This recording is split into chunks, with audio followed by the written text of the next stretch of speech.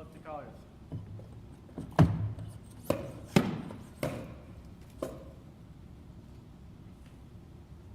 Color guard. Left face. Smith.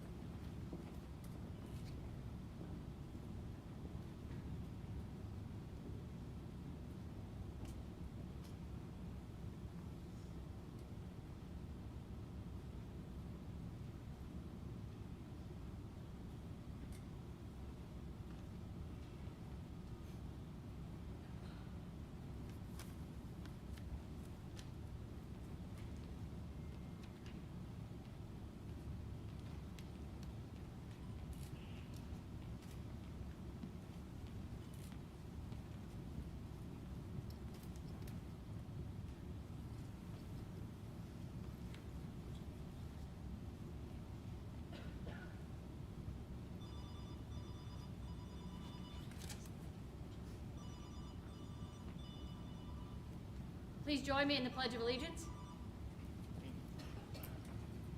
I pledge allegiance To the flag of the United States of America and to the republic for which it stands, one nation, under God, indivisible, with liberty and justice for all.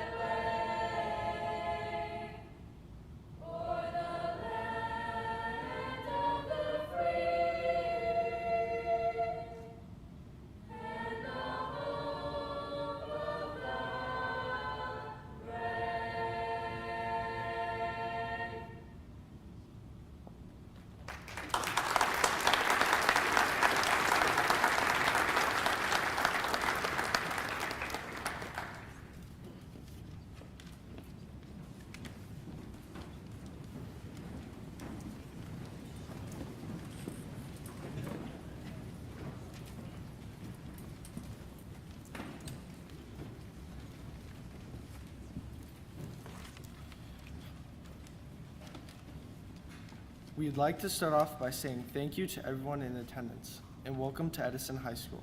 Today we'll be honoring our veterans who have selflessly served and are serving currently.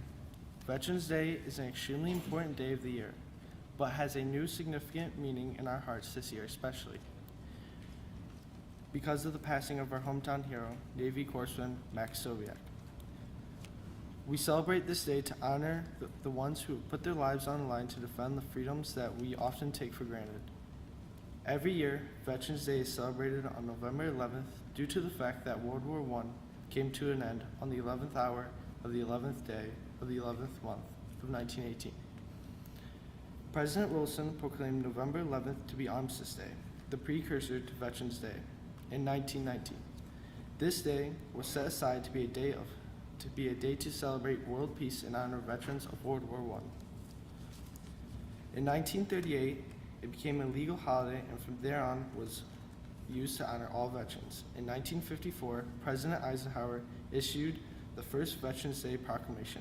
At first, it was going to be a day filled with parades and celebration, but more recently has taken a more somber tone as we have realized the importance and significance of this day. Throughout the years, Veterans Day has undergone many changes, but the message has remained the same. Celebrate and honor our veterans and treat them with the utmost respect. Today with us, we have Governor Mike DeWine, First Lady DeWine, retired Major General Deborah Ashtonhurst, Major General John C. Harris Jr. Our first speaker is Major General John C. Harris Jr. Major General Harris began his career when he enlisted in the Ohio Army National Guard in 1981. Since then, he has become the Governor DeWine's principal advisor on all national procedures and is responsible for all state and federal missions. Please welcome Major General John C. Harris Jr.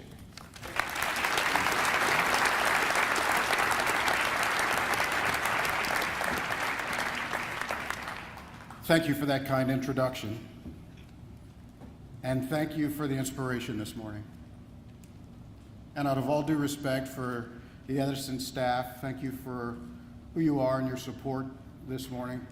And all due respect to our veterans, but I have to say that this morning it's the students that have inspired me. With your reception, but as I see the number of Eagle Scouts here, as I watch these young people stand to their feet as the colors came into the room, I'm so inspired and so optimistic about the future of our country. Thank you. Thank you all so much for inspiring me. And seated before you are a number of veterans. And I will bet you that every one of these veterans can remember, like it was yesterday, the moment they took that oath to join the military. I see lots of heads now nodding north and south. And they can probably remember the words of that oath verbatim. I do solemnly swear to support and defend the Constitution of the United States against all enemies, foreign and domestic, bear true faith and allegiance to the same, and on and on and on. Look at the heads nodding north and south. But I think that equally as important as the words that are spoken in that oath are the words that are not spoken, the unspoken oath that's taken at that time. Because every veteran who takes that oath is also saying, I do solemnly swear to keep my mind sharp and keep my body fit for the service of my country. They're saying, I do agree to endure hardship and discomfort for hours, days, in the case of some of our prisoners of war, years and years at a time. They're saying, I do agree to subordinate my dreams and my personal desires for the greater good of my team, for my mission, for my state, for my nation. And they're saying, I do agree to be absent year after year from my family on holidays, from those graduation events. I do agree to miss birthdays and all those other things that I hold dear as part of my community and my family. I think it's also important that we note that while it's not spoken, when our veterans take that oath, when our service members take that oath, they're also agreeing to an exchange. And it's not spoken in that oath, but what they're agreeing to is that in exchange for this oath I'm taking, I expect to serve a nation that embodies the principles of this Constitution to which I'm taking this oath. And what they're really saying is, in exchange for this oath, I expect my nation to take care of my family and to take care of me if I come home unable to do that. And in some cases, they're saying, If I fall, I expect my nation to honor my memory. So Edison High School, thank you for fulfilling your side of the oath. I want to thank everyone in your community for living the principles of the Constitution. I want to thank our veterans for their service, because we are fortunate to live in a great nation and a great state with incredible patriotism and a great patriotism here in the state of Ohio. Unfortunately, we enjoy serving with elected officials who also care for our veterans and ensure that they're going to meet their part of the oath. Our next speaker is one of those. Governor Mike DeWine is our 70th governor. He has been in public service his entire adult life, for the most part. And throughout that entire time, he has always ensured that our state, our nation, and our communities take care of their veterans. Even as recently as the 31st of August, when he introduced an initiative to ensure that our veteran services organizations had resources to take care of the mental health and the addiction services for our veterans. So ladies and gentlemen, it's my great honor to introduce the 70th Governor of Ohio, Governor Mike DeWine. Thank you all very much, General. Thank you. Please proceed. Thank you very much. Thanks, everybody. It's great to be in Edison High School today, and let me first start off by thanking the veterans who are here. Thank you, each and every one of you, for your service. This is what Veterans Day is about. It's the opportunity for us to say thank you, the opportunity for us to remember what our veterans have done. Let me say thank you to the Scouts. Some of them were Eagles, some are aspiring Eagles. We thank them for coming out and doing the pledge and doing the color guard. Appreciate that very much. And then there's the show choir who was over here. Let's give them a hand as well. Great work.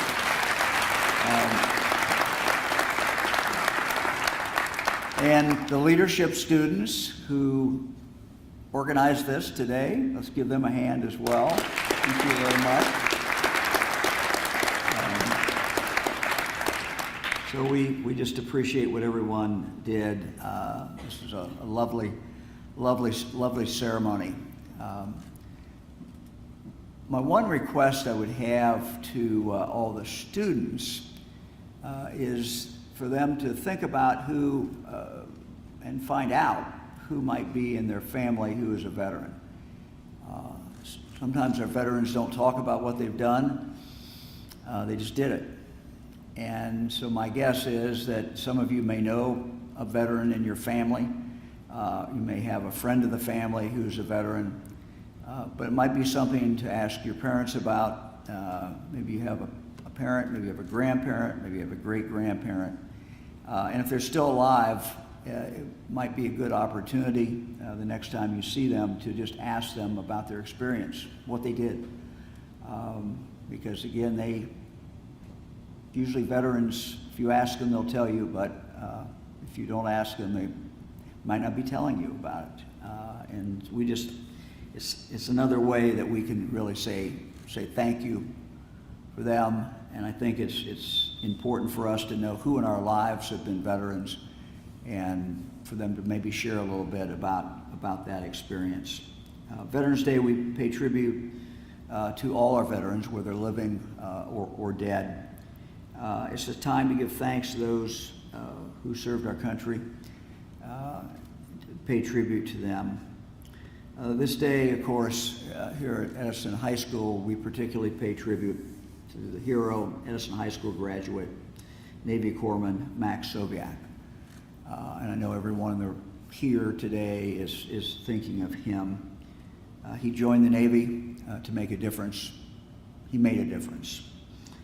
He faced incredible risk to help his fellow Americans and our allies, people who had helped us in Afghanistan, get out of Afghanistan. We continue to think about him. We continue to mourn him. We continue to remember his family. We also remember the other families in Ohio who have lost men and women who have served in our armed forces.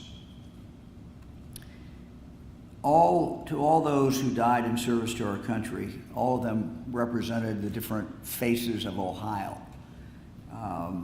It was my privilege, honor, during the time I was in the United States Senate, to go to the funerals of men, women who had died in Afghanistan or died in Iraq.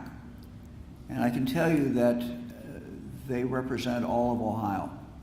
Some came from the smallest villages in our state. Some came from the largest cities. Some came from our farms. Some were born here in the United States. Some were not. They came here later, became citizens. Some were only 18, 19, 20, 21 years of age. Others who died were older, 40, 45 years of age. Some had planned their whole life to be in the military. Some had been inspired by the tragedy of September 11th or something else in their life to volunteer and to come forward.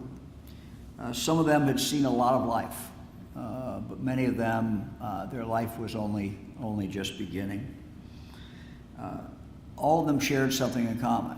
All of them were willing to come forward. All of them were willing to make a sacrifice for the rest of us so that we could enjoy the freedom that we enjoy today.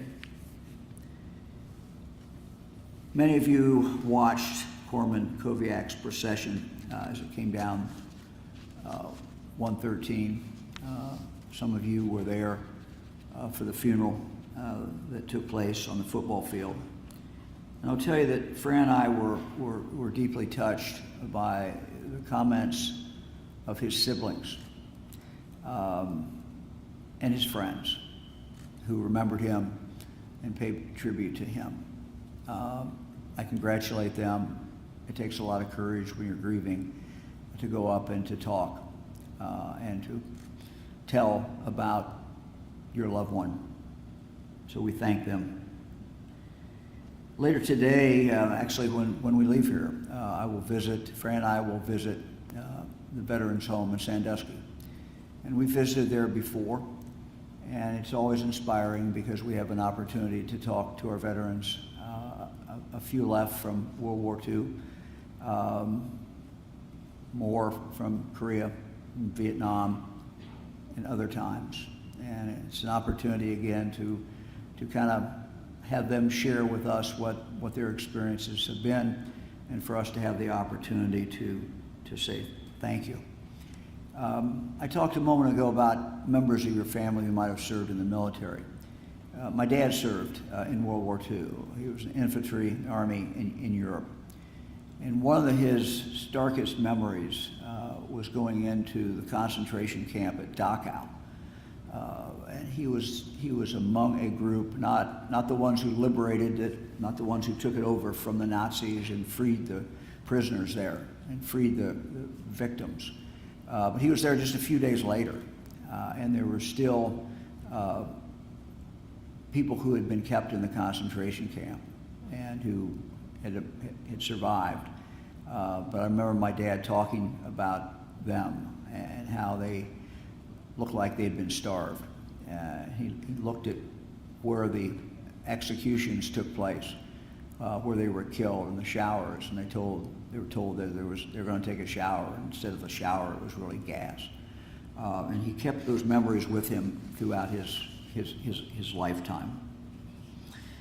President Lincoln, in 1862, spoke of freedom in his annual address to Congress, and he called our country the last best hope on earth, the last best hope of earth. Our country is built on the principles of self-government, liberty, freedom. Those are values that are worth protecting, and the veterans that we honor today, those who were here, those who are not here, those who are deceased, those who still live, they were protecting those freedoms, and that's what their service, one of the things certainly that their service meant.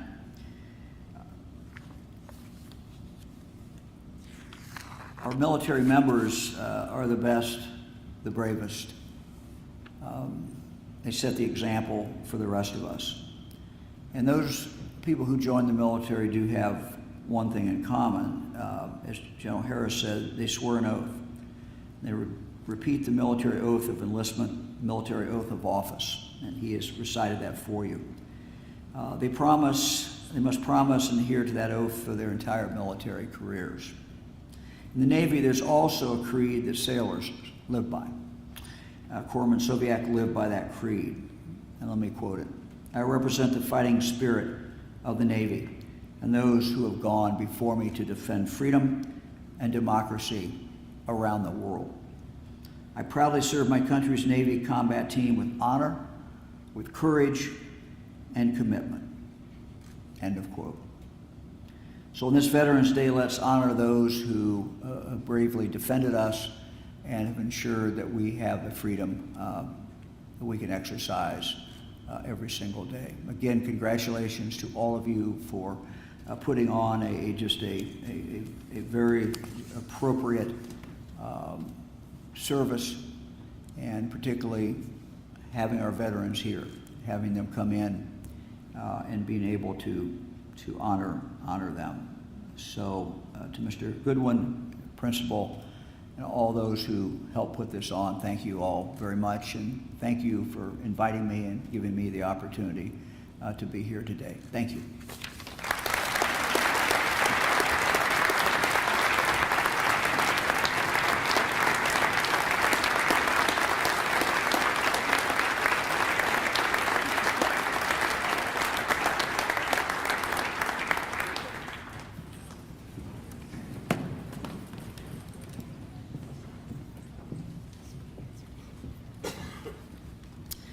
Now we'd like to thank all our military members for all their dedicated services to our country. We appreciate all your efforts to keep the United States free and to help us enjoy the privileges and freedoms we now enjoy. Please stand and be recognized as your military branch is announced.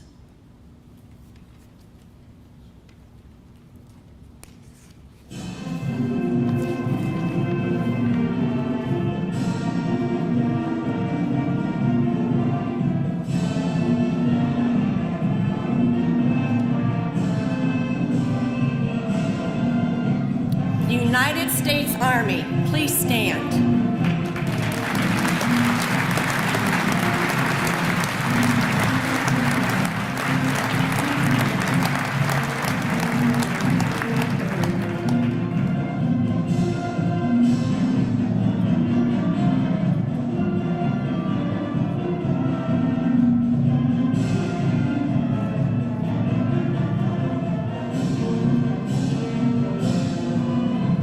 United States Air Force, please stand.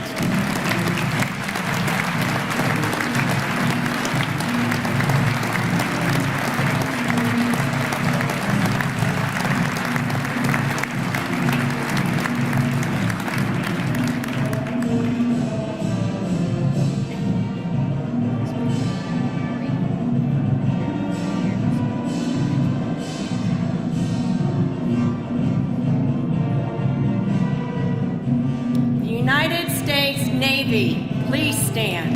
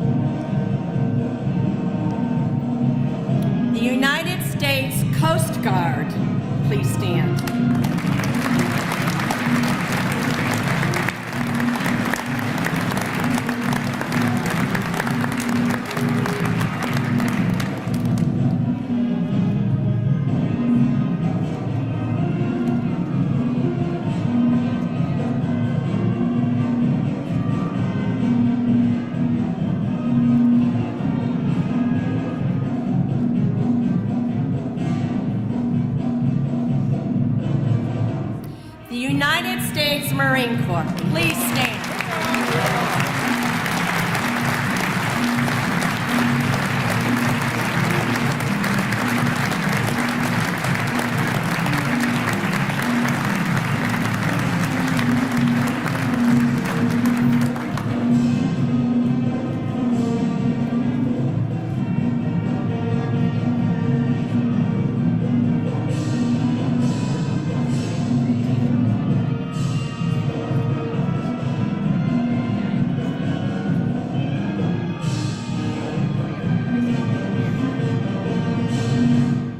Thank you very much.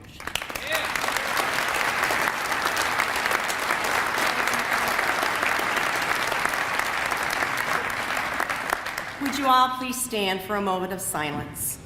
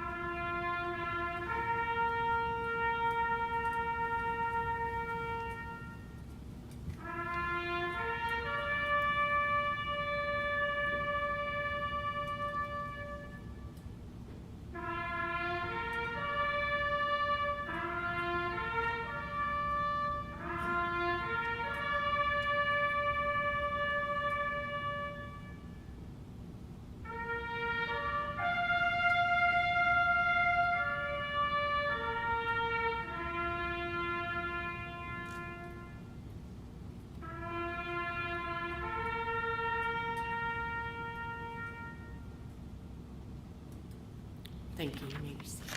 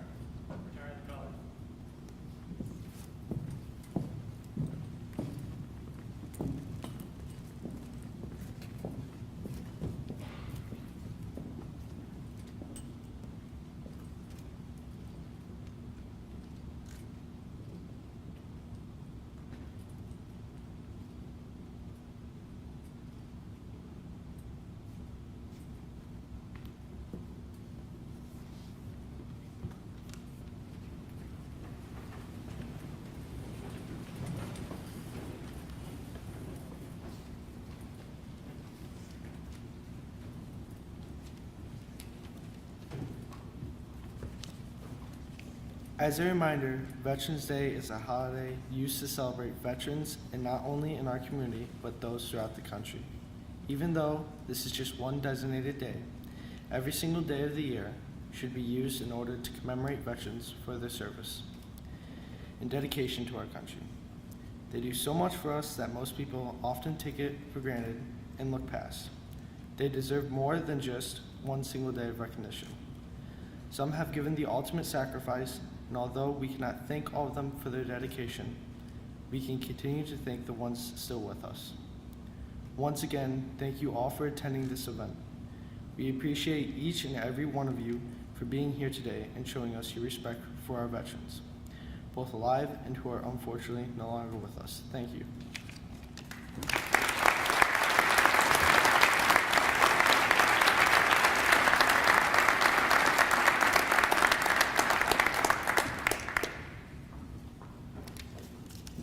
Good morning.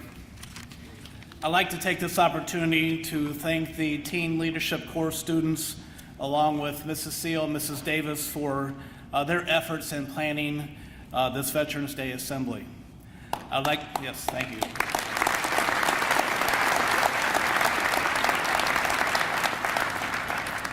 I'd like to give a huge thank you to the team of staff members that came together in the last few days to put all the pieces together to bring this event to fruition. And I'd like to thank the Honor Guard, the choir, and the band students for your participation today. Lastly, I'd like to thank Governor DeWine, First Lady DeWine, Major General Harris, and retired Major General Ashenhurst for taking time out of their busy schedule to be here with us today.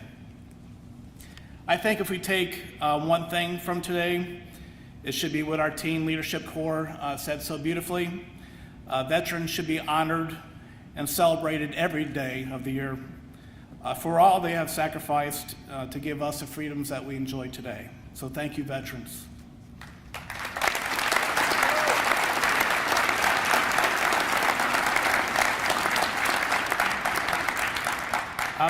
Before we dismiss our students and our guests, we are going to ask the governor and his party to exit this time so they can get to their next destination. Please give the governor, the first lady, and the generals a round of applause for participating today.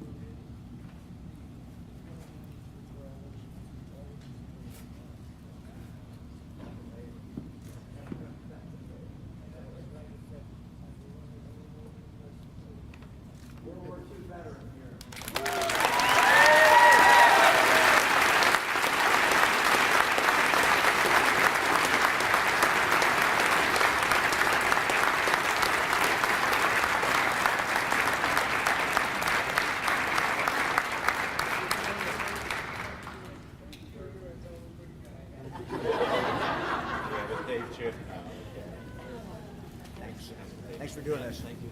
Appreciate it.